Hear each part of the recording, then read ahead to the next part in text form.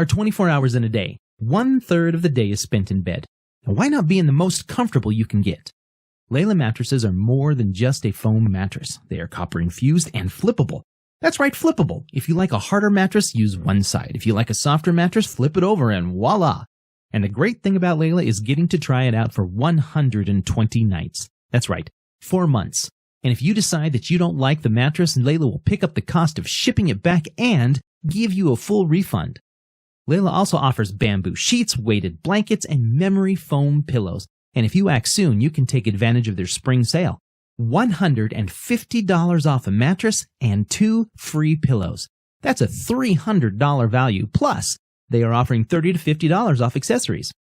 If you would like to take advantage of this great deal, simply follow the link in the show notes to let them know we sent you and to help support the show. Layla Sleep, thoughtfully designed for the most cool, clean, comfortable sleep imaginable.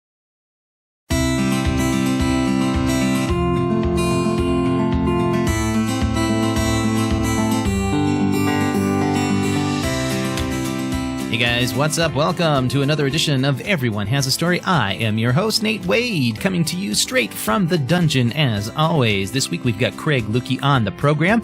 He is a retired firefighter that has some amazing stories. He was also part of an elite team that first responder team that responded to some of this nation's most tragic disasters that we've had, whether it be hurricanes or the Oklahoma City bombing. So he's got a fantastic story. Please stay tuned and listen to that. You won't regret it. We've started a new thing here at Everyone Has a Story last week. We have started making our podcast available on YouTube. So if you like to watch a podcast as opposed to listen to the podcast, you can do so on YouTube. You can find us at Everyone Has a Story there on YouTube. And it depends. If it was recorded audio only, you'll just see a nice little slideshow and maybe a little thing that just kind of bounces around and says, hey, look, this person's talking. If it was an actual video recording, we'll have a video of the person that I was talking to there on the video. So don't hesitate. Go subscribe now to the YouTube channel, Everyone Has a Story. Love to have you there. Please, please, please, please, please, please. I want to become the next PewDiePie, right? Or T-Series, or whoever's running the race or winning the race this week has the most subscribers. Okay, I will never have over 1 million subscribers. Who am I kidding? But it would be kind of fun to have a few subscribers on YouTube. So if you like to watch YouTube and you would find it a little bit more convenient to listen to the podcast there, then head on over to YouTube and do so. So let's talk a little bit about Buzzsprout, though, right?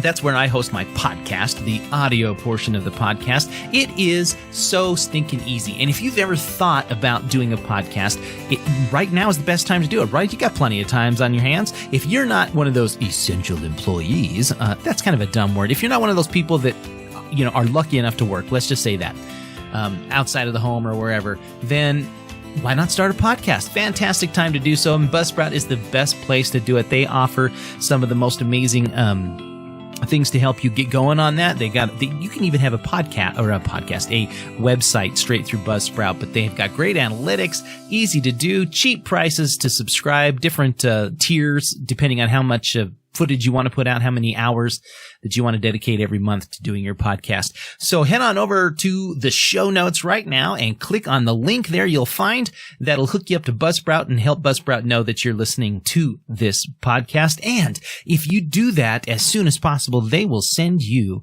a free $20 Amazon gift card to help you get started for your podcast basics. If you need to help with some money for microphones or a mixing board or some of those other fancy things you need to get podcasts going, then this is the best time to do it. Head on over to the show notes, click on that link for Buzzsprout, and start your podcasting adventure today.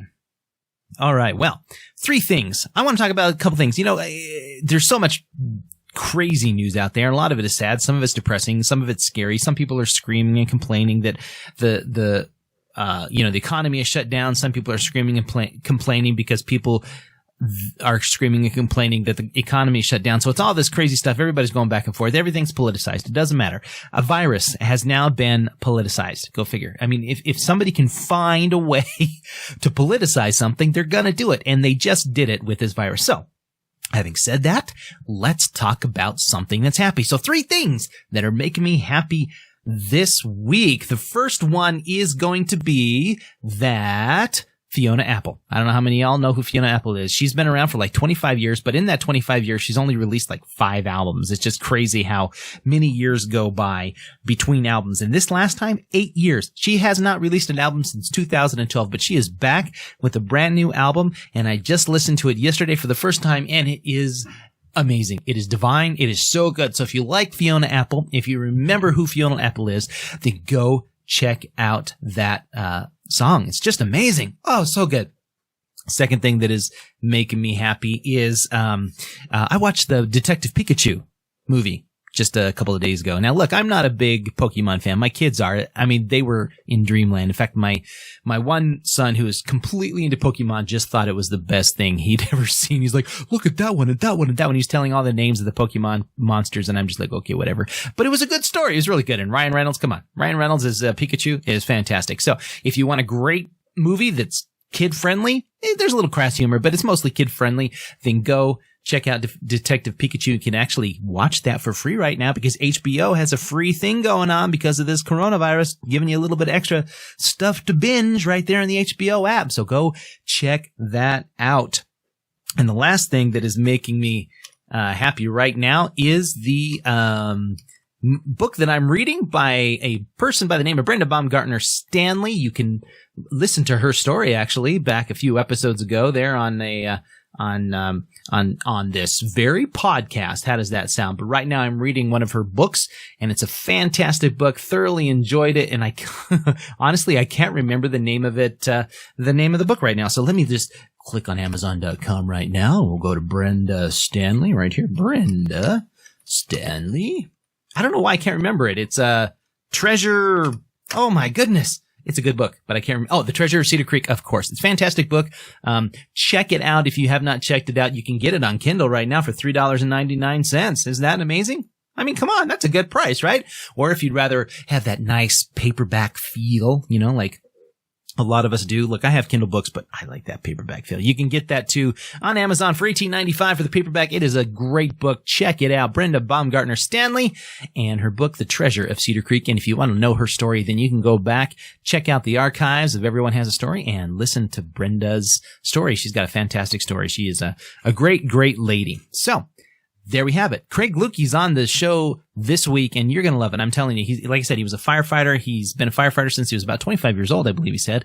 And then he was one of the original members of this elite response team that responded to natural disasters and things like that over the course of the past, I think, 15, 20 years. More than that, yeah, because he responded to the World Trade Center bombing. He's also responded to Hurricane Katrina and things like that. So just an amazing, fascinating story. And he also has a podcast that you guys are going to need to check out. And I will have more details about that podcast after you listen to Craig talk about his life. So without any further ado, except for the messages, we'll have to have some advertisement. You know, we got to pay for this thing, right? We got to. All right. Right after the advertisements and a promo for a few awesome podcasts, we'll get right into the story of Craig Luecke on Everyone Has a Story. The Be Engaged and Inspired Podcast, a new podcast with your hosts, Kia and DJ Sam, with nearly 60 years of wedding and event planning experience. Every Wednesday, a new episode will help you navigate the tricky waters of planning a wedding or special event. Most importantly, leaving you feeling inspired. Follow us on the Be Engaged and Inspired Podcast Facebook group page. Listen now to the Be Engaged and Inspired Podcast on Apple Podcast or Google Play. The Be Engaged and Inspired Podcast is proud to be part of the Indie Blast Podcast Network.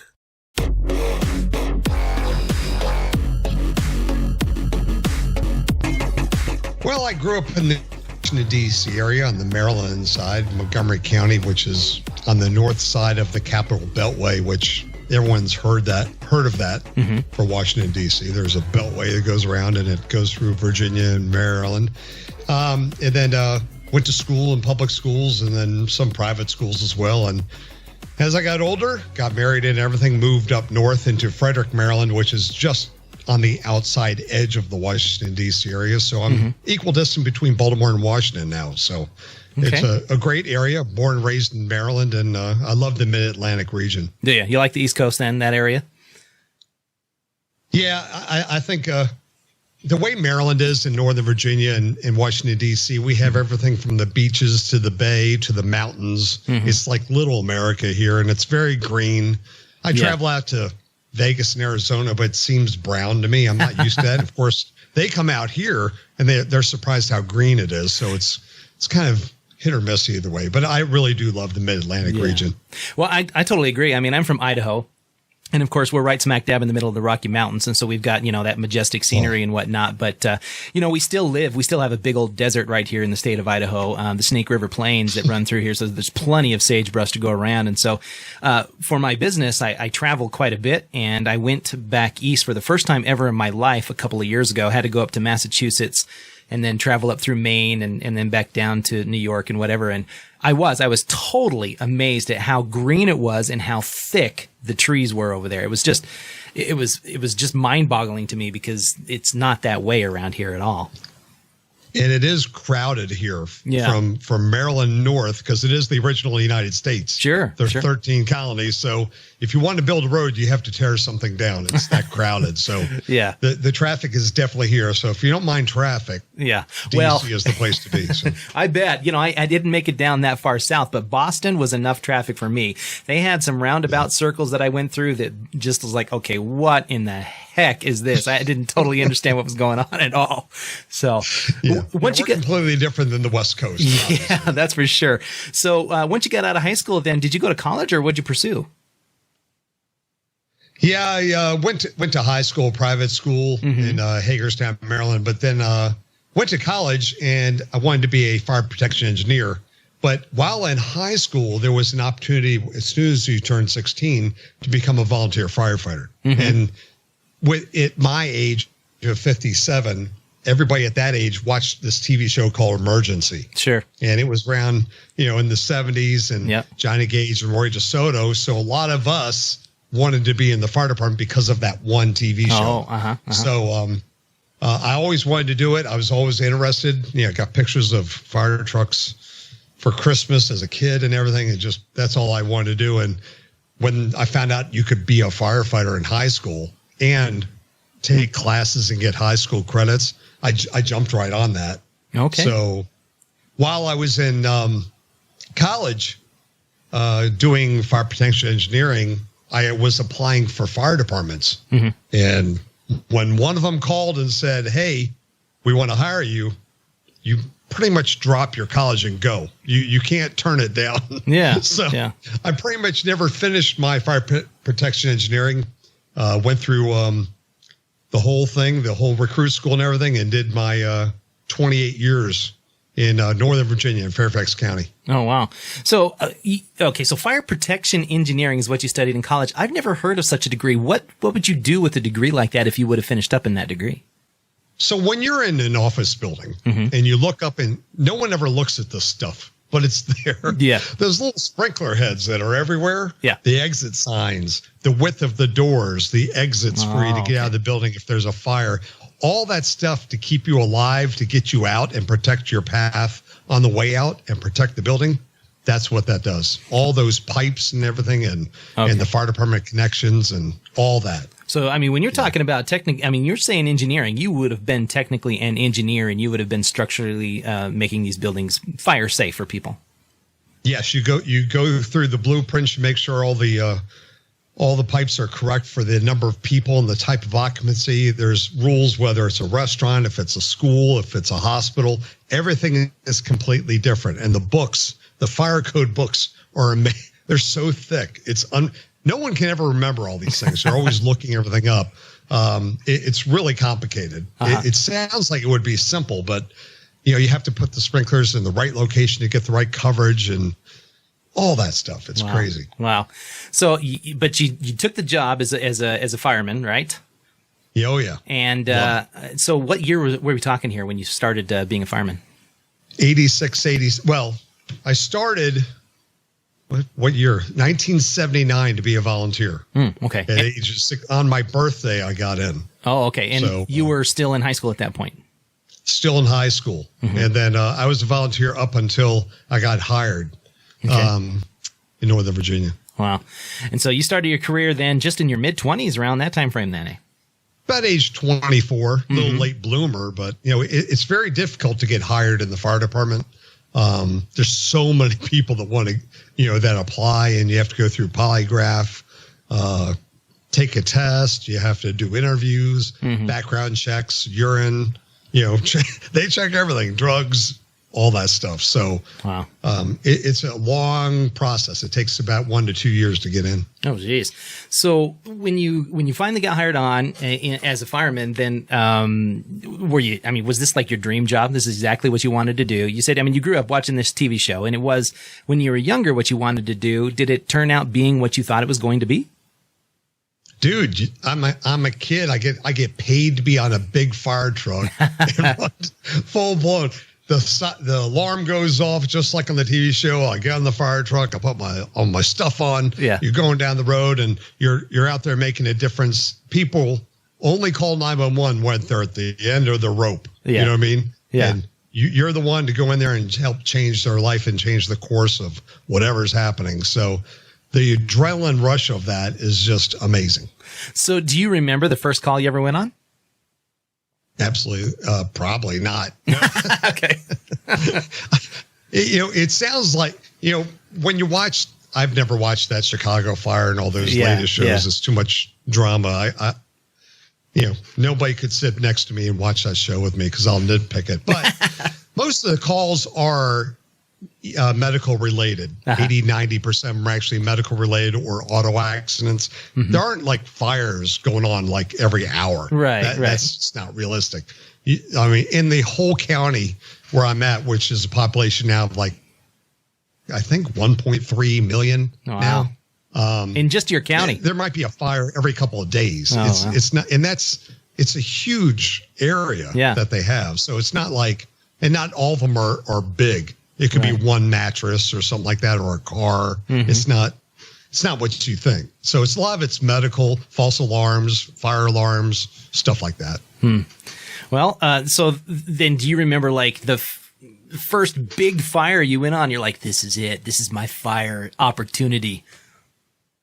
Oh, I had a lot of them when I was volunteer, actually. Oh, really? Okay. Yeah. So when I was even 16, 17, we had a lot of fires. In that region of Western Maryland. It's Hagerstown, Maryland area, near the Appalachian Trail is where it's located. There are a lot of apple orchards and stuff like that. So the fires we would get are a lot of houses. And back in the late 70s, early 80s, people didn't really have a lot of smoke alarms, and a lot of fire safety stuff wasn't really as advanced as it is now, and the education for kids and that sort of thing. So we had like migrants in small houses where they're just stacked in there. Too many people living in there. It could be 20 or 30 living in this small apple orchard picking house. Whether they're illegal, I don't know. Yeah. But way too many people for one building, and we would have multiple deaths that way. And that would be my first exposure to people, dying. You're going through a house, with a fire hose and everything, and then you don't realize till after it's over, you've been walking on top of a body that was right there at the door. Oh, man. Because everything's just black. You just can't tell. Yeah. Yeah. And so when you're in that late teen age thing, it's like, whoa, Yeah. So you grow up a little quick. I was going to say, I bet you it opened up your eyes pretty quickly to that kind of stuff. Yeah. Huh? Yeah, it's a little different, yeah. Yeah, well, and I'm assuming, like you said, a lot of the calls are not for fires, but they're for, emergencies, some other type of medical emergency. I'm assuming you probably responded to car accidents and things like that as well.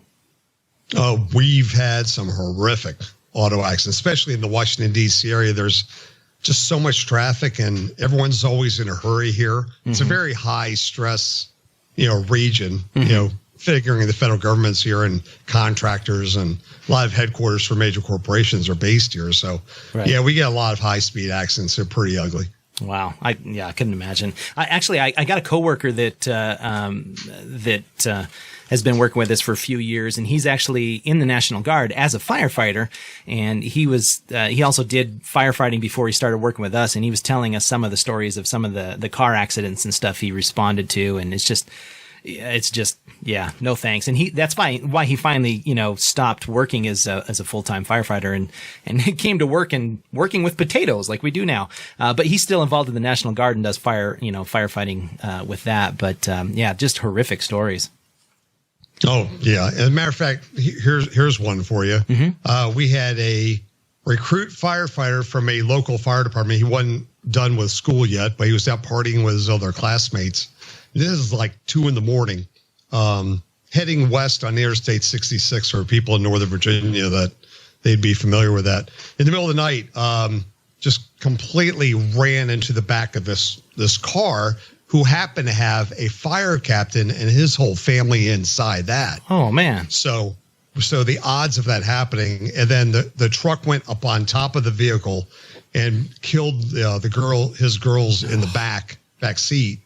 And we got there. I mean, it was we're just trying to get this vehicle up on top, and we couldn't understand why the driver of the truck had so many injuries. Mm-hmm. And we put him, and I took him to the hospital quickly. Like, well, his truck is okay, but why does he have so many injuries? Turned out that the driver, where he lost, the father who lost his kids and his family died in the vehicle. Mm-hmm. He had went and got the spare tire and all that, and was crushing his head, beating the guy up.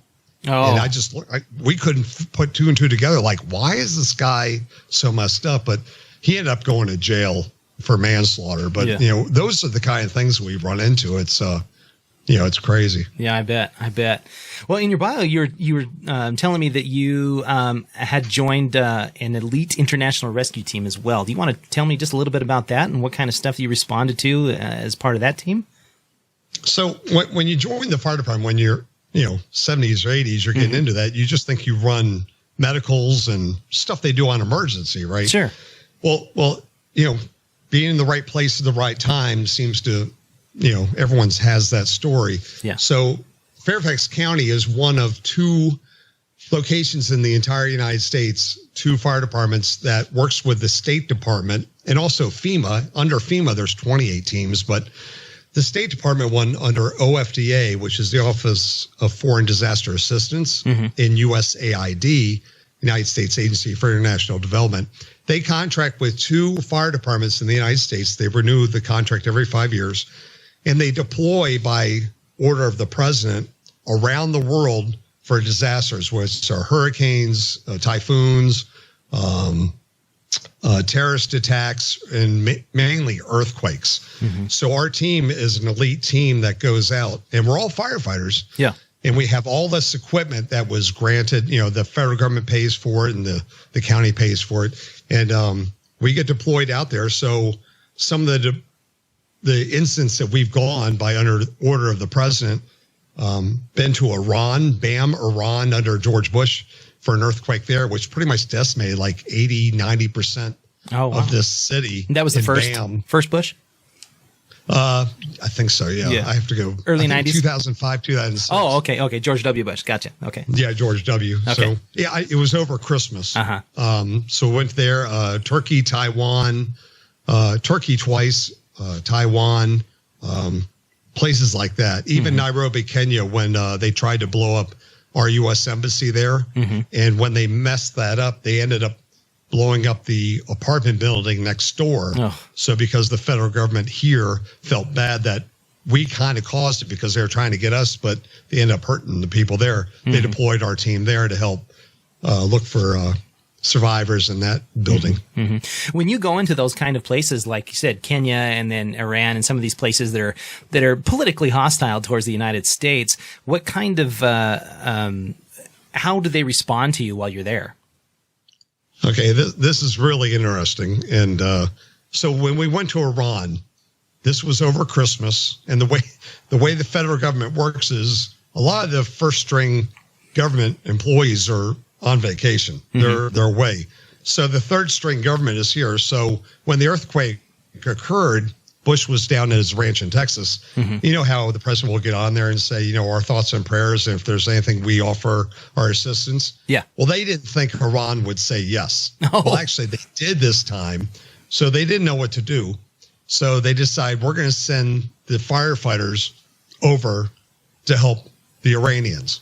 So we ended up getting all the way to Marone, Italy. There's a military base there with a C-5. We actually fly on military aircraft. We take our own vehicles. We take a couple of tractor trailers, some box trucks. We're self-sufficient. We don't need water, food from anybody for 10 days. Yeah. You can pop us down anywhere. We're good to go.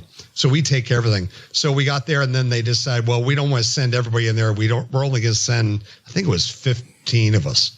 So I ended up being part of the 15 that went into Iran. So when we land there, I tell you what, everything I was told about Iranians was not what I thought. Really? They were the kindest, most generous people I've ever met anywhere. Wow. When we finally got to the location where the damage was, we had a schoolyard place where we're going to set up our tents and live in the tents. They wouldn't let us set up our tents. They felt so bad that we left our Christian holiday, Christmas, to come help them. And remember, they're Muslim. Yeah. That they made us a Christmas tree. It was ugly. Oh, really? It looked like Charlie Brown Christmas, but it was the best they could do. Sure. They made us presents. They gave us roses. They were just very grateful that we came to help them. Well, and that is not what you would think. No, it isn't. And it's not the rhetoric that you normally hear. That's an amazing story. That's really good. And we were the first Americans there since the Iranian hostage crisis. Sure. Yeah. If you remember that. Oh, yeah, I do. So we were the first Americans, and we got American flags on our back. And the Iranians see us walking down the streets. They're like, they could not believe there were Americans walking down their streets. And we would see some Iranians like wearing Dallas Cowboys jackets or Washington Redskins shirts, and they love American sports. They're just very friendly people. Well, and that's what I've understood. I mean, I've understood that a lot of that rhetoric, it just really is associated with the leaders, but the people of Iran actually, they kind of like the West, and they kind of idolize what's going on as far as our popular culture and stuff is concerned. Yeah, actually, and they reiterated that all the time. They're told a lot of things that are not true, like we still have apartheid going on, and really? They're just at that. But they get IP addresses and they write them on the walls to get around the firewalls from the government to get on the internet. Yeah.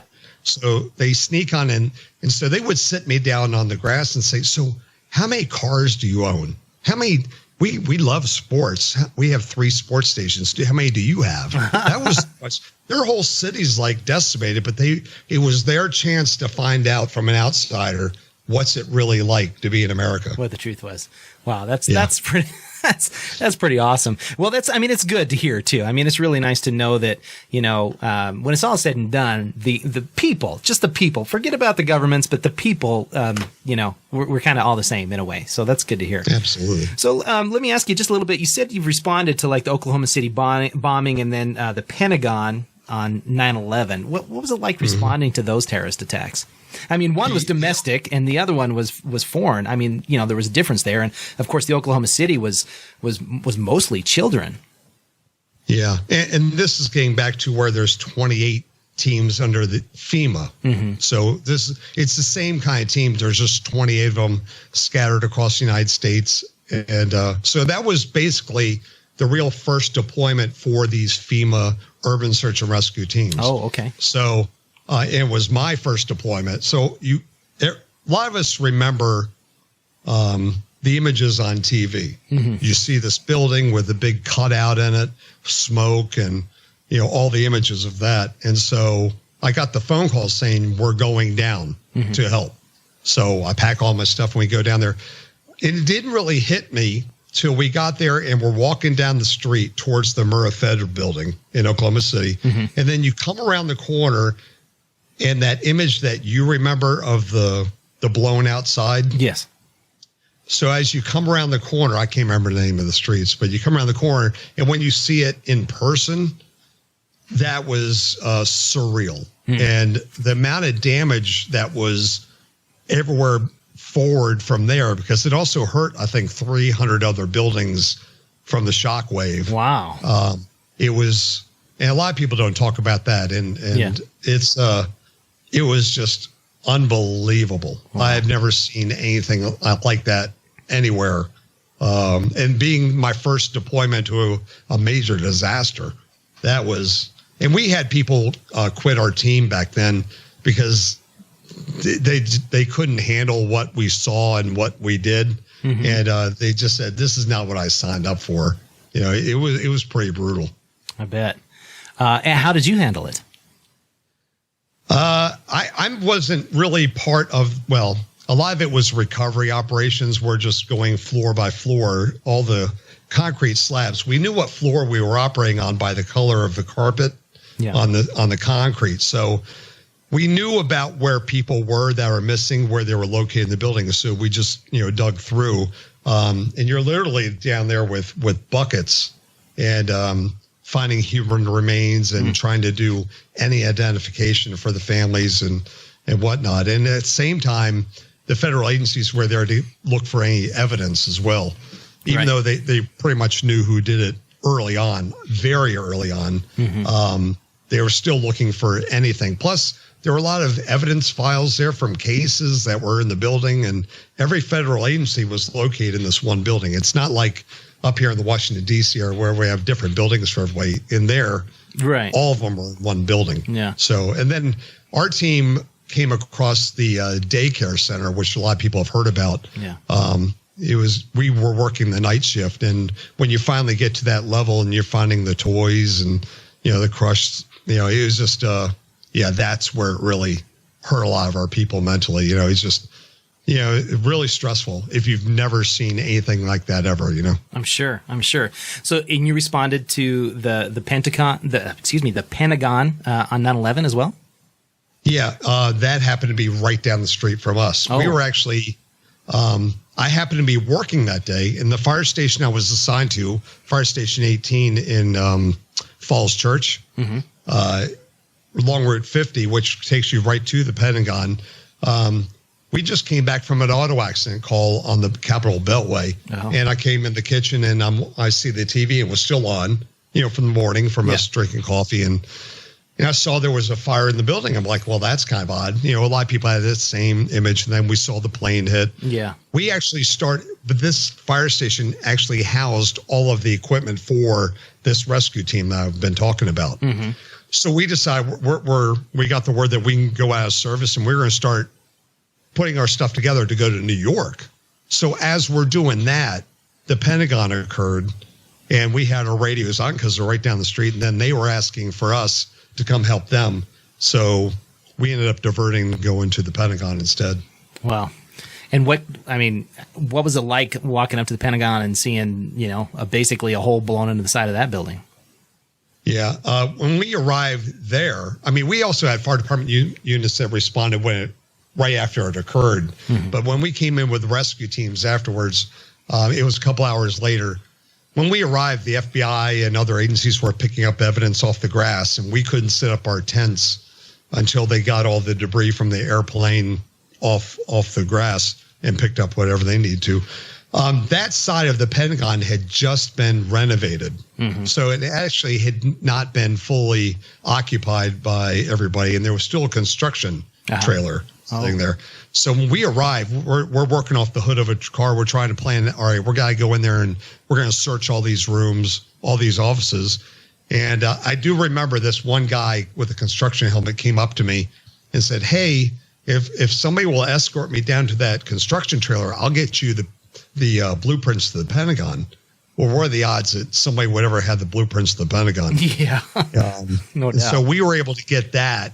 And then, there were areas that were shaded out that they don't want you to know what's there. But we were able to use that to figure out where the offices were. So as we do our searches, we can check them off and mark out, so we're not duplicating efforts. It's a process that we go through, whether it's a hurricane, earthquake, whatever. We do grid searches and whatnot. So having that and knowing where all the offices are, that we could go through and do what we need to do in a systematic manner and do it quickly. Wow. So, I'm looking at this list that you sent of all of the things that you've responded to in one facet or another, whether it be earthquakes or terrorist bombings or hurricanes and such. And I'm thinking, what kind of mental toll does that stuff take on you? I mean, you're already a firefighter and a paramedic, so you're responding to some pretty horrific, car accidents and things like that you've already talked about. But then on top of that, you're responding to these kind of things. How did you deal with that mentally? I will tell you, it does get rough. And remember, this is on top of everything we do on a local basis. We have. I was a medic as well as a firefighter. We're a combination department, so we don't have like private ambulances that come with us. We do everything. Sure. So you have kids dying in your arms, and you're trying to save them on the local level. Then all of a sudden, you're sitting at down at Katrina, searching, looking for people in houses or in debris fields in Mississippi. And you remember some of the things I remember is the smell. Whenever you go to Oklahoma City was the first time where you could just smell death. It's an odor you'd never ever forget. Yeah. And I've always smelled it on a local call where somebody hasn't picked up their newspapers in a week or two, and someone had deceased because of age, natural causes, and there's just an odor. But when you get to a disaster, when you have numerous victims involved, there's just that smell. You just never forget it. So, especially Katrina, when we were assigned initially to Jackson, Mississippi, that tidal surge that came in, I think it was like 30, 40 feet high, going through Gulfport and all that. So Interstate 10 runs along the bottom of Mississippi, along that whole south. Right. The debris field of all the houses, the trees, the cars, everything is on the other side of Interstate 10, or was. Yeah. And just being outside, you can just smell it. So there's people, the victims that had perished, that are in that debris field somewhere. But you can just smell it. It's just everywhere.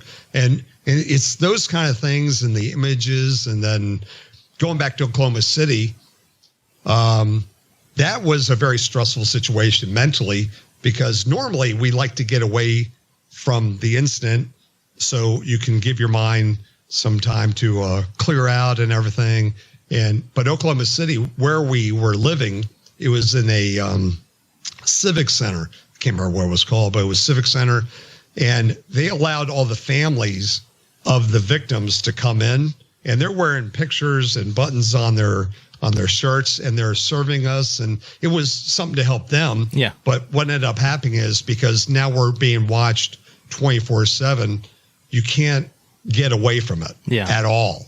So that mentally is not good. I think that's one of the reasons why a lot of our people just said, I can't deal with this. You do need that time to get away from the incident and try and get your rest. It's pretty serious. Matter of fact, I worked with the National Fallen Firefighters Foundation, and we did a whole podcast series. It's mainly geared for the first responders about mental health. And that has become a very, very strong thing that every department, police, fire, nurses, a lot of careers where, it's now we're trying to get the word out that it's okay to say you need help. Yeah. We have had a lot of suicides that don't go reported. So take, for instance, Facebook. So you see someone died, but they don't say what happened. Right. It's like all of a sudden, you probably had friends where that happens, that somebody posts, but nobody wants to talk about it. Right. Exactly. It's a taboo, and that happens a lot in public safety. And we really do need to talk about that. Yeah. And it's okay to get help. And PTSD is very, very real. Yeah. So. Yeah. I have a friend who just became a local police officer about 2 years ago now. And he's confided in me already that he has to watch himself really closely, because he finds himself getting, at the very least, really jaded towards people in general, because he just sees the cesspool of life, in the calls that he has to deal with and whatnot. And he just finds himself getting angry and upset over little things if he's not careful. And he really has to watch himself as far as that's concerned. And he's only been a cop for just a couple years. I have a lot of empathy for the law enforcement, because they end up seeing all the bad. Mm-hmm. You know, they're always going after bad guys. They're not getting any.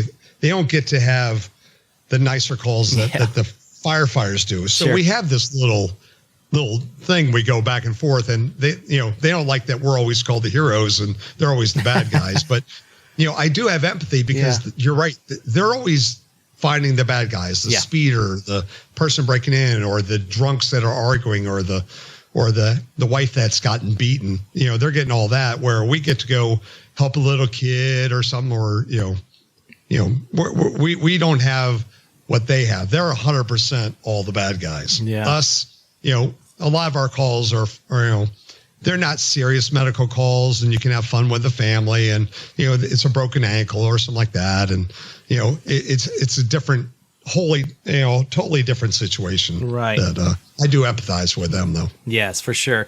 I'm looking at this, and I'm seeing the years, and it looks like you were part of this this response team for about 20 years or so. Is that correct? Yeah, from when I helped start it. I just, like I said, be in the right place, right time. My battalion chief was one of the people that helped start the program. Oh, okay. And he stopped by the fire station where I was. I was one of the few firefighters who knew how to use a computer. Oh, okay. That's how I got on. Yeah. I've been on the internet since like 83. Oh, wow. This is going back to CompuServe days. Yeah. You're probably too young to remember that kind of stuff. I would have been about 8 or 9 years old in 83, but I'm old enough. I can remember some of it. Yeah. I had email, but there was nobody to email because nobody had it yet. Yeah. You had to dial up and all that stuff. Well, we still had that when I was in college in the early 90s. We didn't have any of this fancy internet stuff. It was all news groups and all that kind of stuff. AOL, yeah. Prodigy, Genie, all that stuff. Yeah. Yep, exactly. So I kind of grew up with computers. I was building them back in the 80s and selling them, reselling them. Mm-hmm. But I was one of the few that actually knew what to do with these. So he came by and had me create some forms and paper, things that we would end up using later on down the road. And so I was doing a lot of the IT stuff in the early 90s. This is like 89, 90. Mm-hmm. So you're so that's how I was able to get on with my geek. There you go. Yeah. So you're still dealing with like 14K internet speeds and all that kind of stuff back then, probably. Oh, you're being generous. Yeah. 2,800. No, 2,800. Yeah. Why? Yeah, that's low. So, but you had a bunch of people you said that would just said, I'm done with this. How many people do you think kind of came and went and they just couldn't handle the, just that mental pressure of being involved in something like that would be? I don't know. I mean, it was mainly the very first one, Oklahoma City bombing, because that was a tough one. To this day, when I look back, that was probably still one of the more memorable. I'm not sure what the word would be, but the one that still comes back to my mind. I don't know if it's because it's the first one or that was one of our people doing it to our own. Yeah. Or the kids or the families. It was and it was Oklahoma City. Yeah. It's middle America. Right in the center. People there are just so nice. So I mean, so many different factors. And it was the first exposure to something so big. I mean, it was huge. It wasn't just one building. It was 300 of them. So from that, we lost a few. But then after that, we really started being careful about who would come on. And we would actually, as people were coming onto the team, we'd actually bring the families, the wives, girlfriends, husbands, and just tell them this is what it's going to be like. Your wife will be away for 10 days. You're not going to be able to talk to them. You need to mow the grass. You're going to have to do everything. You have to pay the bills because their support system is now gone. And they're going into, we're going into a place that we probably shouldn't be. While no one has ever been killed, it's not safe. Right. I mean, you're going into disaster zones, overseas, you're going into areas that, but luckily, I don't know how, but we've never lost anybody, just some minor injuries. And we've done a lot of good and under the name of the United States, and the people overseas really do appreciate it. Yeah. Well, I mean, there's got to be people like you that run towards those problems and not away from them. So, thank you for doing that. I appreciate it. I'm humbled by that. Yeah. But, it was a weird thing getting in the fire department. And fire department people who wait to get in the fire department, they don't realize there's so many things you can do. You can be a paramedic. You do hazardous materials. They have a thing called technical rescue, where you do rope rescues down cliffs or water rescues and fire investigations. I mean, there's so many things. If you're tired of one thing, you just jump over and get a certification and do something else. Yeah. Wow. So it's an amazing career. Yeah. Amazing career. So now, are you still working in that field, or are you retired now, or what? I am retired, and I actually retired a little bit early because my father came down with ALS, and he was my hero.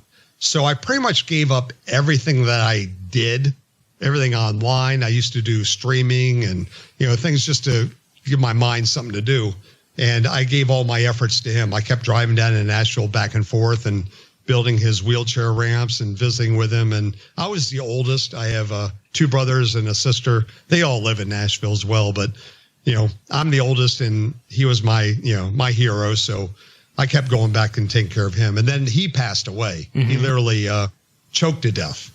He had the kind of ALS that affects your throat. So literally the muscles just contract. And it would happen a lot. And usually it would release every 30, after 30 seconds, but eventually one time it did not. And he literally choked to death. He was fully aware of it. And, it's pretty ugly. Wow. So once that was over, I admittedly was depressed because I'd given up everything. He was gone. And, then my now daughter-in-law works for a large hotel chain, and their headquarters happens to be here in Maryland. And she said, well, have you ever done fire inspections before? I'm like, well, yeah. So she took my resume, and I waited in line for my turn. And now I work and do fire inspections over North America and the Caribbean and Hawaii. And I do that. And I do like working. I enjoy working. That probably came from my dad. Sure. And plus, I don't know, now that I've thought about it, I think I just stay busy just to give my mind something to do so I don't remember all the things.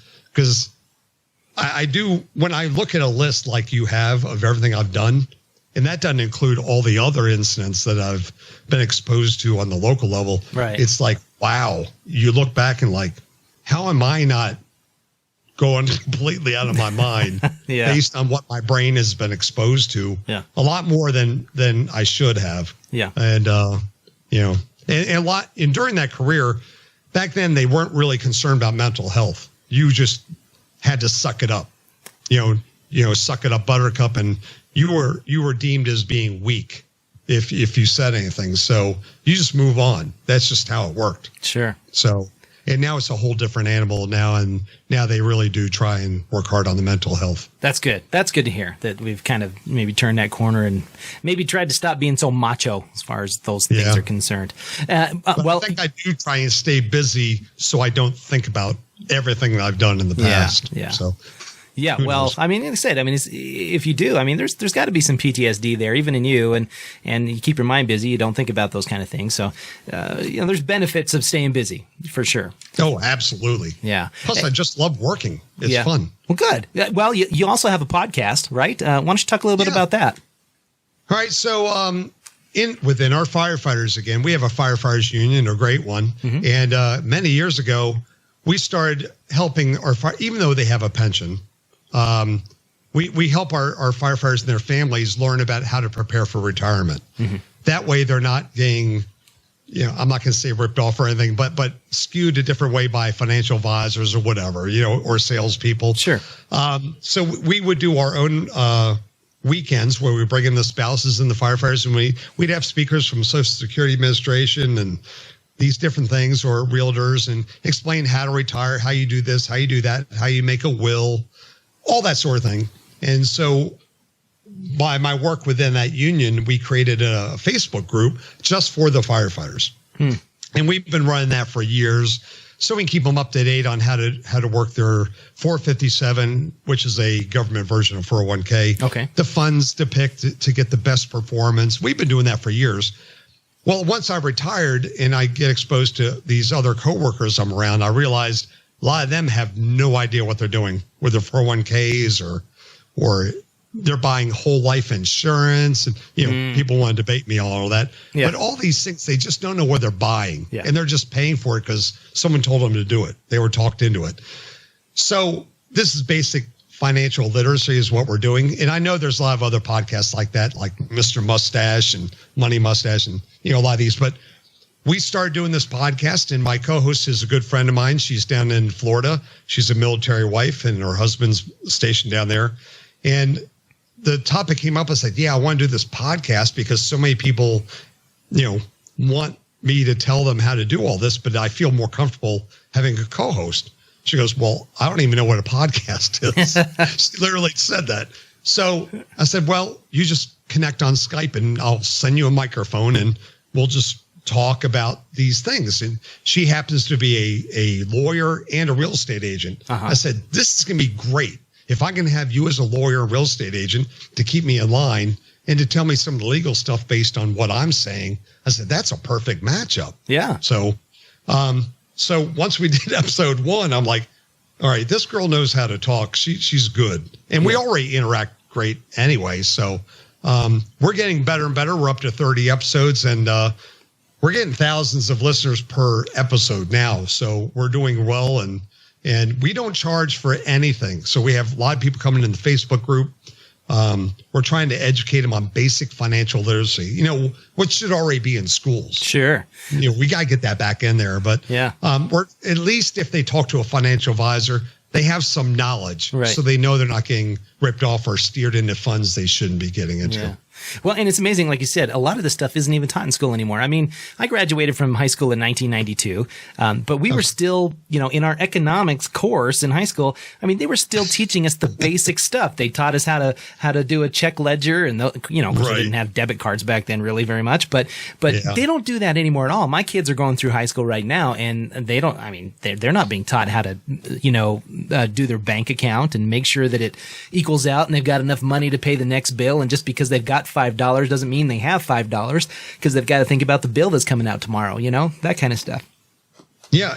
And just the simple thing of trying to explain to all these adults what an S&P 500 is. Sure. Yeah. And just saying, and I make them listen to about Warren Buffett and Vogel and the people that created this thing and say, no, this is America's top 500 companies. Yeah. And then I try and bring it down to them. I said, well, you've heard of Amazon. You've heard of Apple. These are at the top. This is what you're buying. Yeah. So, and because right now, as we're recording this, let's be open. It's March 2020, the long tail. But we're going through a coronavirus situation where the market went down. And I actually get emails from people saying they're worried about their mutual fund going to zero. I'm like, no, that's not how it works. Yeah. You're basically saying, ask your kid what Fallout is, the video game. That's what you're saying. It would be post-apocalyptic. Yeah, it would make 1929 look going away. Yeah. Right. So just trying to get, and then they said, no one's ever explained this to me. I know. We're trying to dumb this down and relate everyday products like Johnson & Johnson, the baby powder. That's actually a very high-rated company that you could buy if you wanted. But, we're trying to steer people into just doing index funds, core and explorer thing. Just have this, and then as you learn, if you want to start dabbling in other things, that's fine. Yeah. But we try and teach them the smart way to invest with the best shot at getting to retirement. Well, it's good. It sounds like a fantastic podcast. We'll make sure we put a link to that in the show notes, and then a link to your Facebook page as well in there. So I really appreciate that. Yeah, you bet. I had a chance to listen, like I said, to your most recent podcast today, and I thoroughly enjoyed it. Not only was the information really good, but the quality was fantastic as well. I think you guys are doing a great job. Well, if we're going to pat each other on the back, let me tell you something about you. I've been listening to some of your podcasts before I did this. And you're great with your interviews, and I love that you're doing this whole series of Everybody Has a Story, and it's just a great series. I hope you keep doing this. It is amazing what you're doing. Well, thank you very much. I truly appreciate those kind words. So I'd like to end my podcast asking a couple of kind of flippant questions, kind of dumb questions. Are you up to the task of answering a couple of them? Here we go. Go ahead. Okay. Give me a shot. All right. So, okay. First question is, I've been asking the same questions now for probably about 3 or 4 months. So if you've listened to the whole podcast, you've probably heard them. So they shouldn't be a surprise. You've had a chance to prepare. I'm warning you. Okay. Okay. First question is, who is your favorite superhero?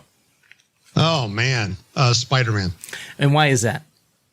Because as growing up, he was the one I watched on TV all the time. Yeah. It was one of the, I think it was the only one that was on at that time. I think there was Batman, but no, Spider-Man was just one of my favorites I grew up with in the 60s. Yeah. Well, when I was a kid, we had, we had Wonder Woman and we had Incredible Hulk. Those were like the 2 shows that were on TV when I was a kid, and I loved both of those very much. Yeah, but see, you're talking about the live action ones. I'm talking about the cartoons. Yeah, well. I mean, we all love, matter of fact, here's a little trivia. Cartoons, what's that? Kids don't even know what Saturday morning cartoons are these days. Linda Carter, who was Wonder Woman that you saw, she lives in Fairfax County where I was a firefighter, and I ran into her several times. Oh, yeah? Wow. Yep. She lives in Northern Virginia in a big mansion. Yeah. And she every now and then you'll see her at a store or something like that, and she's a great, and she's a Capitals fan. Oh, so okay. All right. There. I was going to ask, is she nice? Is she? She is an amazing woman. Oh, no, that's she's good. so kind. That's good to hear. She doesn't brush you off if you want to take a picture. No, she's great. That's very good. That's good to hear. Okay, your favorite band or musician currently? Ooh, toss up. People are going to get a little critical of me. Def Leppard or Boston? Why would they be critical of that? I don't know. You know, some people are going to have to Google it. Like, what is he talking about? Def Leppard.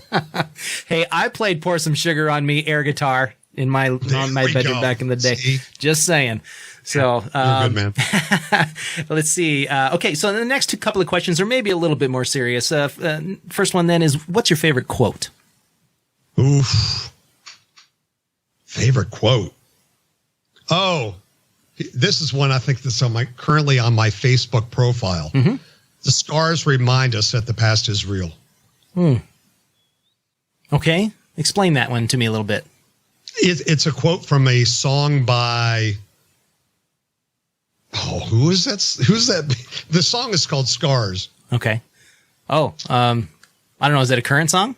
Papa Roach. Oh, okay. Yeah. I've heard that song. Mm-hmm. So if you think about my background, the scars, I guess, would be in my head. I remember every kid that died in my arms and stuff like that. So, scars remind us that the past is real.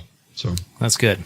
Okay. And the last question is, what's that? I realized it was pretty deep for the end of a podcast. But. Well, I've got one more that might be a little deeper. Who knows? What is the favorite, your most favorite piece of advice that you've ever been given? Ooh, that's a good one. I have a lot of advice in my head. Yeah.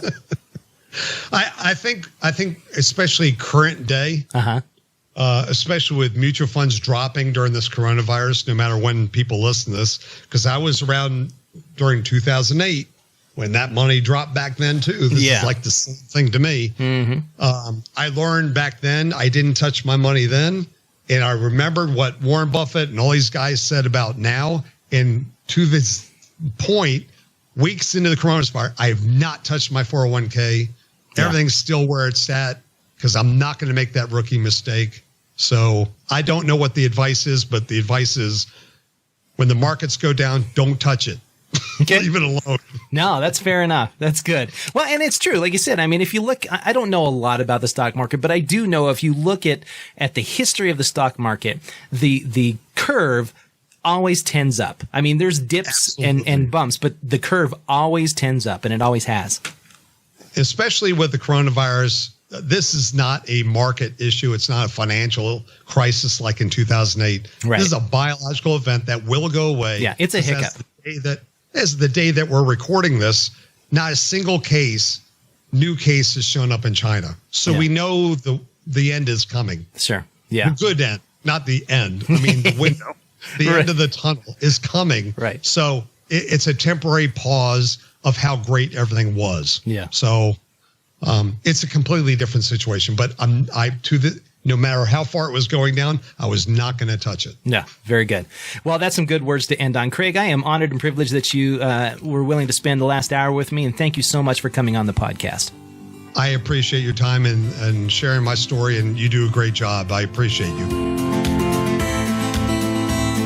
Craig Luecke on Everyone Has a Story. Thank you so much, Craig, for calling into the dungeon and spending a little time with us here. We truly appreciate the story that you sent, and God bless you for everything that you've done, and truly appreciate your service as a firefighter to this country. It's definitely a blessing for us.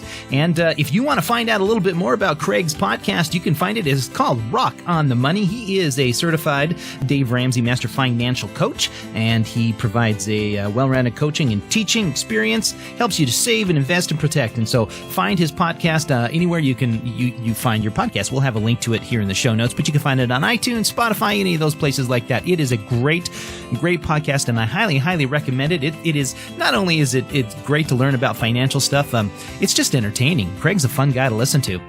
This past week, he actually had a lady on there talking about how to sell stuff on eBay. Look, eBay is still a thing, and eBay is still around, and you can still make a lot of money on eBay. So check out that podcast and find out a little bit more information about how to do that, and subscribe to Rock on the Money, Craig Luecke's podcast. Thank you so much for joining us here on Everyone Has a Story. Truly appreciate it. If you or anybody you know would like to share their story here on our podcast, we'd love to have it. We don't exist unless we have people like you that are willing to share your story. You can reach out to me. You can find me on KNATE Radio on Twitter. That's KNATRADIO. You can also find me at KNATERadio@gmail.com. That's KNATERadio@gmail.com. Find me on Facebook at Everybody Has a Story. That is Instagram and Facebook as well. I am available at many of those places. You can also find me on the Indie Blast Podcast Network.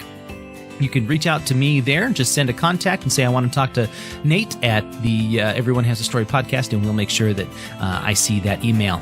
So thanks so much again. We truly appreciate it. Hope you guys are staying safe during this lockdown time frame, obeying the rules, practicing safe distancing, all that kind of stuff. If you're annoyed that we're still under lockdown, go, if you want to go out, at least be safe. Think about other people around you, right? I mean, if you think your freedoms are being treaded on, that's one thing, but be safe and think about the other people that may not be so lucky to have such a healthy immune system as you do. Look forward to speaking to you next week. Until then, this is Nate Wade saying, have a great day.